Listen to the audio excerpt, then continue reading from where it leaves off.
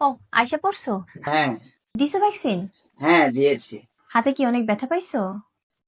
আরে না, অনেক ভালোবেসে নরম হাতে যত্ন করে দিয়েছে, কোনো ব্যথাই লাগেনি। ভালোবাসে যত্ন করে দিছে। দেখছো? দেখছো ব্যাপারটা? হুম? অন্য মহিলারা ইনজেকশন দিলেও ব্যথা লাগে না, অথচ আমি যদি মুখ দিয়ে একটা শব্দ বাই করি তাহলে সেটা তোমার সুয়ের মতো বিন্দে, তখন ব্যথা হয়ে যায়। কখনো মাথা ব্যথা, কখনো পায়ে ব্যথা, কখনো কলিজায় ব্যথা, কখনো বুকে ব্যথা। হ্যাঁ, আর অন্য মহিলা ভালোবাসা দিছে, যত্ন করে দিছে, সেই জন্য তার ব্যথা লাগে নাই। আইছে, যত্ন করে দিছে। কি?